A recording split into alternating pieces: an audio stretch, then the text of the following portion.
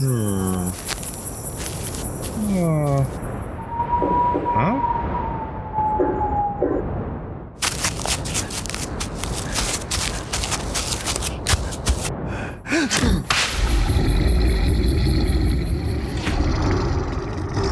You're listening to Cryptid Clues, featuring your hosts, Taylor Field and Ruben Olson.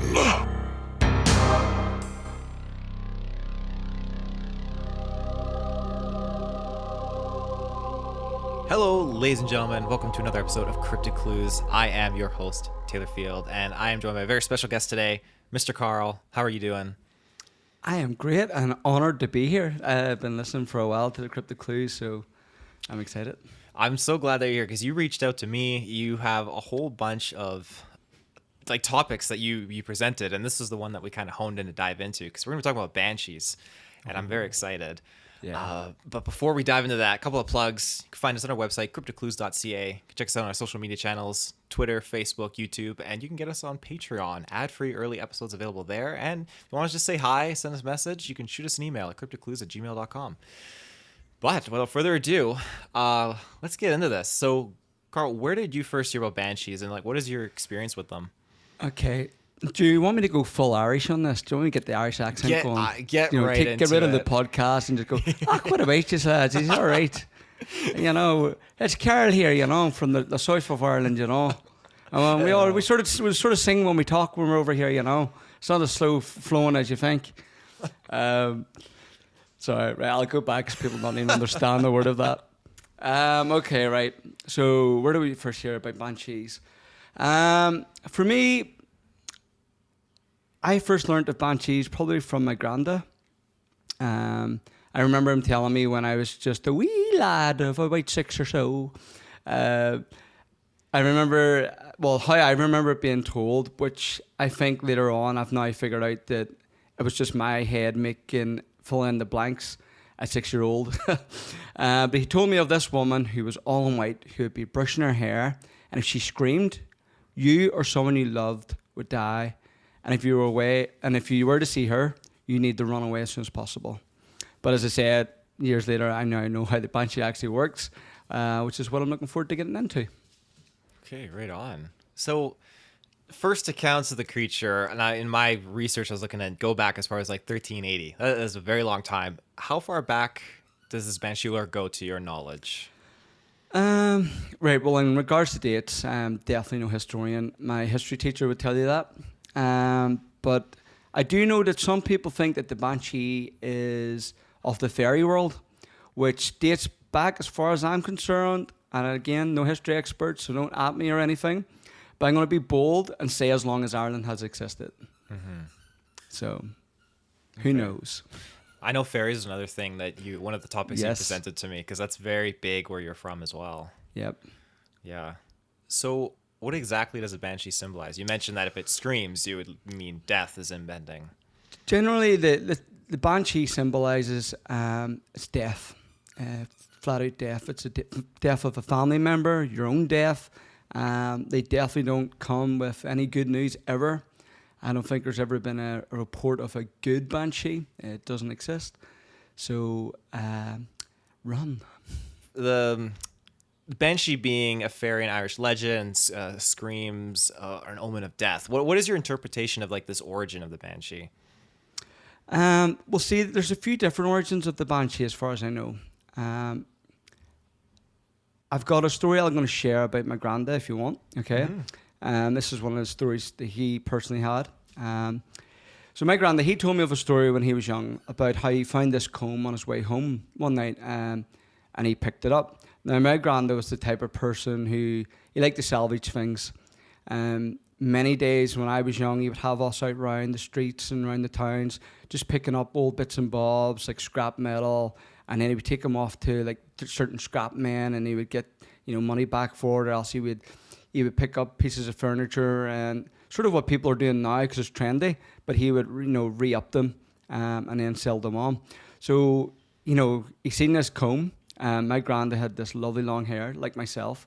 I've got his hair. Even at 70 when he died, he had great hair. So he seen this really lovely comb, he told me. Now, shortly after picking the comb up, he heard a loud scream. Now, he says that the scream went from a scream to a constant screeching that kept getting closer to him. He told me he just started running, but I felt like the sound was just getting closer and closer and louder and louder. He realised he still had the comb and quickly dropped it and kept running until he couldn't hear the cry anymore. He said it was the last time he would ever pick up a random comb or brush again, and warned me to never do it. So he originally back, he would have said, like, as the old Irish families would have had their own Banshee. I know, cheap plug actually, I'm going to throw in, if you actually go to Geek First and you go to After 9 and listen to the last episode, I talked about doing a 10k race. Only watch or listen to the After 9 episodes, they're the only good ones. But I'd say I was doing a 10k race, and where I was doing that 10k race yesterday was around a castle called Shane's Castle. Now, the reason I'm bringing this up is because Shane's Castle is actually a huge story in where Banshees came from, or one of the first Banshees. So a lot of people will probably recognise Shane's Castle if they've watched Game of Thrones. You would have seen it in scenes that had involved Winterfell, Castle Black, Land of Always Winter, and it was used quite a lot for the Wildling site. But this castle actually, it had a big link to how fairies and banshees are connected. So it was said that traditionally, as I said, the oldest Irish families are said to have their own banshees that forewarn of death. The O'Neills was a huge family. They descended from the Ardree, the High King of Ireland, and they had many castles around Ireland. Now, if you want, I can keep going in this brief history for you if you want. I don't want to bore you, all your listeners to this story. This is awesome. Okay. So, well, the story goes, one of the early O'Neill descendants was returning home from a raid when he found a cow with its horns tangled in a hawthorn tree. Now, hawthorn trees are very sacred to fairies.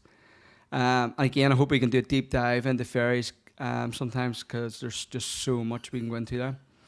But with the cow being trapped in the hawthorn tree, the fairies seen the cow as their property. Now, not thinking this Egypt, he went and freed the cow, which of course incurred the wrath of the Fray, which, trust me, is definitely something you don't want. So now when he arrived home, he found that the fairies in their wrath decided to take his daughter as he had taken something of theirs. He then went on to discover that they had taken her to the bottom of the Loch Ness to gain access to the fairy kingdom where this castle sits. Now, Loch Ness is another great importance, especially in Ireland as well, and especially the fairy folk, because it was considered to have strong healing properties for them, so they would have often been around here. Now, the girl was allowed to return once to let her father know that and let him know that she was safe in the fairy kingdom, but from then on, she would only be allowed to return to warn him of an impending death in the family, and only in the form of crying. So hopefully that answers a bit of the question, sort of where the Banshee sort of came from. It was actually started with the fairies punishing one of the lords, Lord O'Neill, for stealing their cow. It's that petty. Yeah. Okay. Touching back upon that story go for it. that you mentioned about the cone. So now that object was, I guess, like a trigger item is how he looked at it. The comb? Yeah.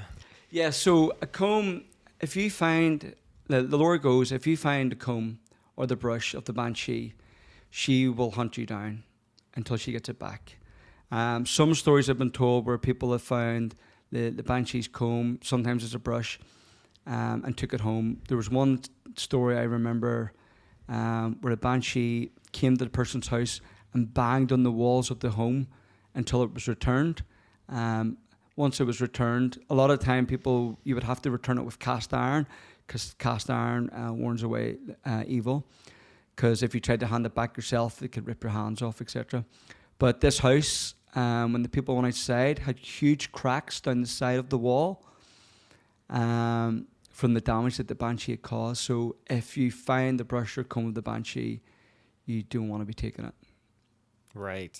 Jeez. Oh my gosh. So bombarded you with a bit of information there. That's crazy. I like the cast iron aspect of that too, because that kind of goes hand in hand with a few other things I've heard about, like dealing with paranormal and such. So apparently, in terms of its overall look, I found a couple details in like clothing, like gray hooded cloak, very shriveled kind of attire. Is that kind of in line with how her general appearance is? Yeah, there's sort of again, just to refer back to my story that I shared about the Banshee, how the Banshee comes about is different each time. So it stands, that they would look a bit different. The most common one is definitely the long hair, wears a grey cloak or over a green dress. Another common one is she's dressed in white with really red hair, with a very ghastly looking complexion. Or there's also one being reported of being in all black, the typical one we would see when you're mourning at a funeral in some places. And most definitely, they usually all have red eyes, just probably because from all the weeping, and then really, really pale skin. Banshees are never really seeing the sun; they're usually only out at night. Interesting. Yeah, the red eyes. That's something else that I read in as well. I found some other names too. Are these like the correct terms, like Hag of the Mist, Little Washerwoman, Hag of the Black Head? Do those all sound familiar? Oh yes. There's loads, because obviously Ireland it's small, but it's what's the word? You can go 5 miles down the road and it's completely different. The lore and what they're just the general lingo. So you'll get, especially way down in like the west of Ireland, South Ireland, they have their own language. We've got Gaelic here, which is its own Irish language. So a lot of the words you'll see will be translations from Irish to English as well. I see. Now, when you mentioned its representation, I also found some information on appearing in like multiple forms. One of them was actually listed as like a young maiden who was supposed to like lure people away by singing. Yep. So that's very different from like the screaming aspect. So yeah, no, I haven't heard of it too much here. I don't know if it's maybe banshees around different countries, but in Ireland it's not typically the case. I remember hearing, because you grow up, so you hear the old Irish stories, and then you hear some new stories mixed in, and people change it. So definitely that seems more like the sirens, and I sometimes wonder, is that maybe being getting confused at times? But I don't know. I haven't looked enough into it to say for definite. But I would imagine maybe that comes more from the sirens, because most of my banshee knowledge from here would say that it's it's usually just crying, and they're just there to warn about death. Mm-hmm. Have you heard of the White Lady? Yes.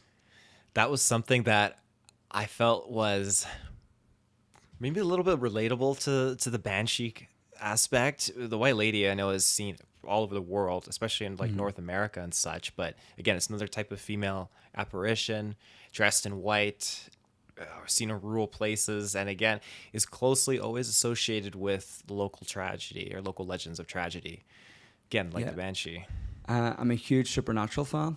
The White Lady, she's prominent in the first sort of season of that as well. She's a great episode. I think she pops up over the seasons. So yeah, and it's usually because something tragic has happened, and they can't move on, and they're sort of stuck in that place, and then they just want to keep punishing people the way they were punished. Whereas sort of the Banshee aspect from here is definitely more, it's a curse. Mm-hmm. It's been put upon you. Mm-hmm. Yeah, that makes sense. What other kind of Banshee accounts or tales do you have?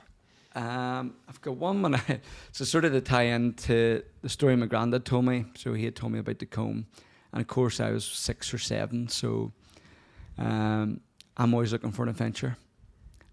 So I'd said to all my friends back when we had no mobile phones or watches, and we just like, right, let's go. And let's go to the local graveyard. We're going to go see if we can find combs or brushes. Now, you've known me for a wee while now, Taylor. I like a good prank, I like to wind people up. So I took one of my grandest combs, brought it with me, and planned to stash it and let one of the guys find it. So I think I was probably more 7. Back when kids were allowed to go outside and play by themselves, but you can't do that now. I would never. My son's 11. I still don't let him do that. But back then it was safer, air quotes. So we were just out playing. So we went down to the local graveyard. It was probably about, in my head, it felt like 12 o'clock at night. It was realistically probably about 7. But it was dark. It started getting pitch black. So we were in the graveyard and already the tensions are high. So I hid the comb and stuff and let one of the guys find it. And we just sat around in the graveyard at least 2-3 hours. Safe to say we got to hide him when we come home because we were out far too late and our mothers were looking for us. But we were sitting around, and honestly, it's hard to know because you're sort of looking for it. Are you heightened? But at the time, we heard this huge cry, and you've never seen 4 lads like it in your life. We just sprinted for life, just scared witless, because it was a scream. It was piercing, and it was so loud, and you just, even now, because it's what 20, what age am I? 30, not tell people what age I am. 36, so what's that? Yeah, nearly 30 years ago, and I can still hear it. Now, it could have been anything, but I can still, my memory isn't the best at times, and the fact that I can still remember that, it was scary, it was eerie, like it really haunted your soul. Mm-hmm. I know foxes have been reported to make some. I don't know if you got foxes over there. I imagine we've got foxes. Yeah. They make some crazy shrieking noises, and I know a lot of people have interpreted some of their experiences to that. But I don't know if it reaches down into like your soul and is ingrained in your memory. That's something else that's kind of attached to that. Some kind of Shang Tsung stuff. Like it was. I felt no, we need to get away. Again, as you say, it could easily be a fox. Most of these things could be maybe explained, but it was around the area as well. It was known as, but there's banshees about. But how many there actually is in Ireland anymore? I don't know. Same with the fairy folk; they've all sort of disappeared away to their own kingdom now. Mm-hmm. Well, I'm going to jump to a quick ad break, and then we'll be right back. And we're back. So, with all these different local legends and folklore, do you pass this on to like your kids at all, or do you keep the Banshee stuff kind of on the back burner? Oh, I'm so terrible to my kids. They get all the stories of the day. If anybody's ever watched Big Fish, that's me. I'm going to be that dad, embellishing all the stories. My good friend Stephen and I, we were out one night and we came across this alien who just happened to land, and we helped him get home, and then he moved to America and wrote a story about it called E.T. So and I took my kids to the space where he landed, and there's a wee tree carving that looks like E.T., and it's like E.T. obviously carved that himself, so we'd remember him as he left. It's slightly rotted now over the years, but yeah. So my good friend Stephen and I, went through that experience together. So yes, my kids, like my granda, he was a legend. I grew up watching horror films, Chucky, Nightmare on Elm Street, far too young. Did me no harm, I think. Haven't killed anyone yet, so I think I'm all right. Mm-hmm. But, he told me all these stories, and we loved nothing more. When the Horror Channel came out, and Sci-Fi Channel, it was like heaven for us. We would just sit around and watch it all night. So I like to annoy my kids with lots of good stories, but they're now at that point where like, Dad, yeah. But I do tell them a lot of the good, scary stuff. Mm-hmm. Right on. Now, when I was looking into like other kind of relatable cryptids and stuff, there's a few other ones that you have, and like, I'd be curious if you just like mention off or name off some prominent ones, because we'll definitely have to get you back and talk about these. Well, the folklore in Ireland is probably one of the richest countries in the world, in terms of like, for such a small island, like it's just rich. We've got the fairies, we've got the leprechauns, we've got giants, Finn McCall was a very prominent giant here. If anybody's ever been to Ireland, it's the biggest tourist attraction there is, whereas the Giant's Causeway, where he tried to build a causeway over to England. So he was lifting chunks of rock and throwing it and trying to build a causeway to get over and fight a giant in England. Another story of that is the Loch Ness that I was talking about, which the fairies, had strong healing powers for them. He actually created that loch because he reached into the ground and lifted a chunk out, tried to throw it at the giant who lives over in England, but he couldn't throw it far enough, and it landed in the middle, which created the Isle of Man, which is an island very similar shape to what Loch Ness looks like between here and England. So we've got loads of stories. I think even not Daredevil. Why am I going to say Daredevil? What's the other guy? You mean like Hellboy? Hellboy, yes, Hellboy. See, my memory's terrible. Hellboy, like they even touched on it in the first film. They go to the Giant's Causeway and it's a pathway into the fairy kingdom and stuff. So yeah, there's so much and there's so many different fairies as well. And then you've got Tir na Nog, which is another magical place. So yeah, it's rich. Mm-hmm. It's a rich country. Absolutely. I'm trying to think if there's any more I'm missing. Do you know any off the top of your head for Ireland? Did you remember it? There were like some of the stuff you were showing me. There was like a wolfman type, like spirit of sorts, and I equated that like, it's kind of like the North American dogman almost. Oh yes. Something I haven't went into too much on, but yeah, I plan to go into that as well. And look into it. Yeah, what else was there? Do you have Bigfoot out there by chance? Is that something that people talk about? No, I don't. No, not really. There was a weird panther for a long time here, which in Ireland should never be. And there was this beast roaming around, and this was in the last 15, 20 years. I remember there was a hunt on for this, and nobody could understood where this came from. But it was supposed to be huge, so I could look into that again because I remember as a kid hearing that story and being freaked out. There was this just beast roaming around. So that wasn't a recent thing. That was a while ago. Yeah, I keep forgetting I'm older than I am. Yeah, I would have been about 10 or 11, I think, when I remember hearing the story. And it just disappeared. Nobody ever found it. Mm-hmm. But there was numerous sightings and a lot of deaths and stuff. So, and then there's also a story about Dracula here, which we could go into. There's also a film about it that they made recently. So Dracula, specifically Dracula or a vampire? Yeah, Dracula, yeah. I think he actually, who was it wrote Dracula? Was it Bram Stoker, was it? The original one, I believe, yes. Yeah, Bram Stoker's Dracula. where he came over here and he wrote it here. So there's a little bit of myth and lore about that as well. Mm-hmm. I didn't know that. I always equated Dracula, Transylvania kind of thing. Oh yeah, I'll gladly try to go into that story for you. But there was a film made recently about it. It was in the movie theaters and stuff. And I think I'd say the Geek First about watching it as one of my wee random picks. But these are too busy these days. Yeah, too busy. Travis is making tons of schedules up. Travis is making the millions. Yeah. Well, that's... No, sorry, go ahead. Do you have any questions more about banshees and stuff? Do you have any experience with anything locally that we use, or even women in white or ladies in white? Nothing with women in white. I've seen the term banshee used not in North America, but represented in certain kind of tales more across the pond a little bit, but nothing that's ever really over here. Over here it's the lady in white, and I mean that could account for so many things, not just this whole category of it's a typical just this ghost who's afflicted by death or tragedy. It's usually people are driving on the roads and they see a woman dressed in white on the side, or they go into a house and they happen to see the corner of their eye in a mirror or something like that. Lots of people just say that they see it.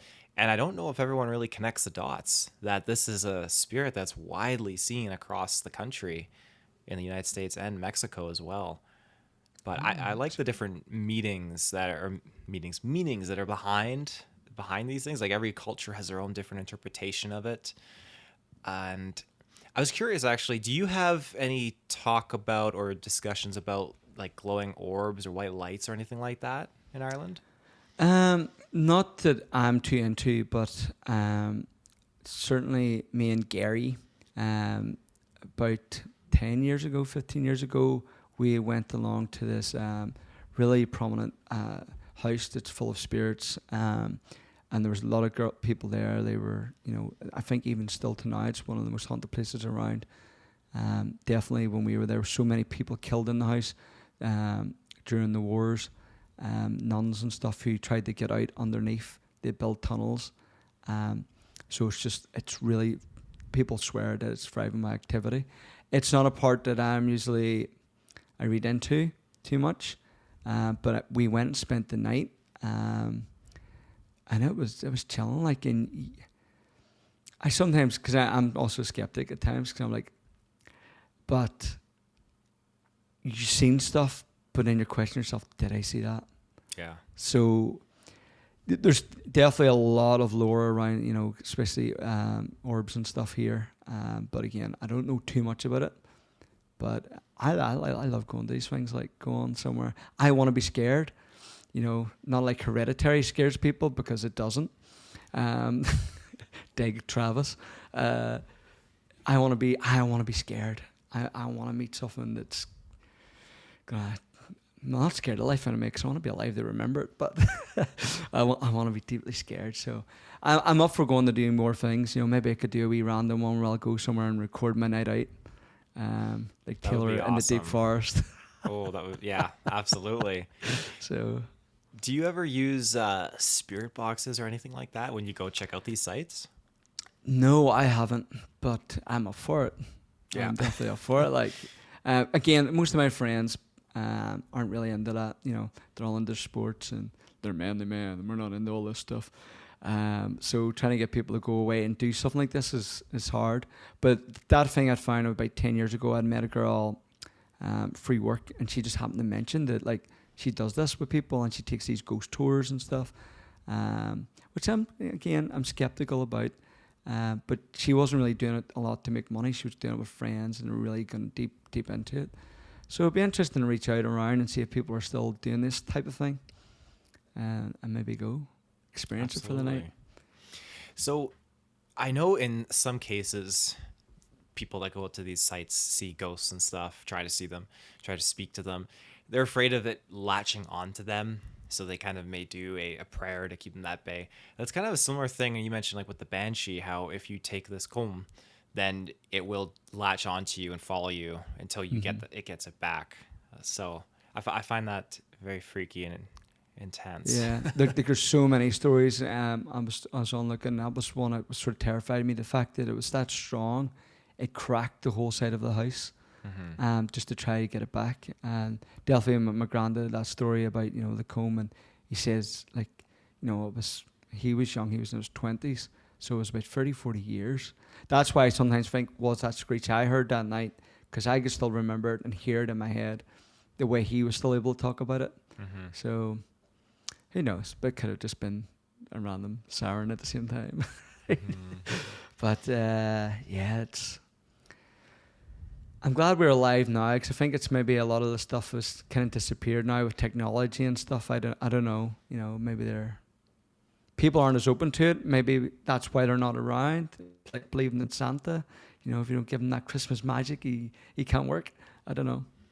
That's a very interesting point. I mentioned that to a few other people. Like, the technology kind of puts the blinds down over the window, and you don't really see through, and you're not open to it, like you said. And I don't want to say it dulls the senses. I don't want to insult anyone, but when you sit in front of a TV for 8 hours a day, it's gonna dull you down to your brain being open and receptive to those kinds of things. Maybe that's a good thing to a degree, because I'm sure there's a lot of malevolent forces out there that want to tap into you and kind of get to you. But there are some sensitive people out there that are very receptive and open to these sorts of things, especially in kids too. Kids are very susceptible to being attacked and targeted by potent beings of paranormal or beyond types. And definitely kids see stuff like, I guarantee the majority of parents out there have seen their kid talking to someone or saying they've seen something. You're like, no, and like it's always brushed on. There's nobody under the bed, there's nobody in the closet or whatever. But kids definitely are more open-minded because, well, when you're a kid, you still believe in magic. You believe in Santa. You believe in the Tooth Fairy. You know, you're open to everything. So it's probably why, as you say, you know, malevolent spirits and stuff can attach on because they're open to it and they'll see them and it allows them in. Whereas, yeah, definitely as we get older, we close off to this stuff, which is probably a good thing for most of us. But it's still interesting. There's this whole other world out there that, like, you know, as I say, I'm still half a skeptic, but I like proof. But sometimes it's just good to go with the flow. See what happens. For sure. Well, I mean, that's kind of all the notes I have. If you have any other topics you want to mention, or we could go into, you mentioned you had like a ballad or a poem about banshees? Well, yeah, I'll tie it on at the end if you want. Yeah, absolutely. So I'll record it for you and put a wee bit of Celtic music over it for it for people to listen to, get a wee bit of chill down your spine. But there's some great poems out there that people wrote about banshees, even stories. Like, I would encourage people to go on if you're interested in banshees, especially here in Ireland. There's hundreds of stories you can find of people and their tales, you know, certain families throughout Ireland being... it depends how you look at it. At least, you know, when a banshee comes, you know something's going to happen. It's a forewarning of a death in the family for most stories. So maybe it's a chance to spend extra time with those loved ones before they actually go. Because usually, I think generally it's from when you hear it, it's about 2 or 3 days until a family member dies. It's kind of how it would go. So I would encourage people to go on. Some lovely poems out there as well, if that's what you're into, and some great stories. And those are Irish lore, so I have to promote my own country. Yeah, absolutely.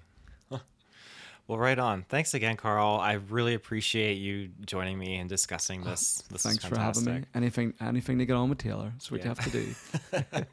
We'll definitely have you back. I think the next time we'll talk about fairies. I think there's such a pool of knowledge there that you could put onto the show we could get into. So there's so much about fairies, yeah.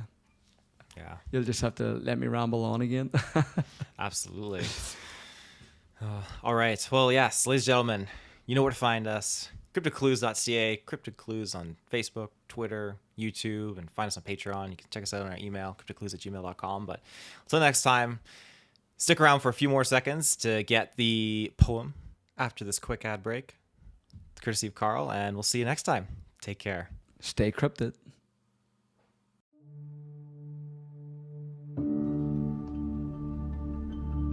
As the moon at midnight moves through the starry sky, out there in the bogland, the banshees will cry.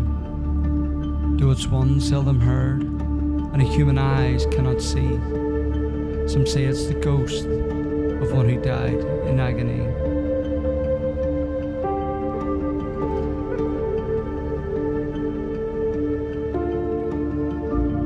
To say the cry of the banshee is an ear-piercing screech that into the depths of the soul it seemed to reach.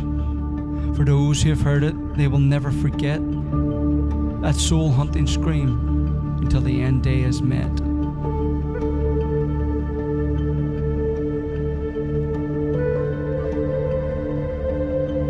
To those who have heard it, they fear of the night it does bring. Oh, the cry of the banshee is a terrifying thing. The most terrifying scream that they ever did hear. A cry that instills the most darkest of fear.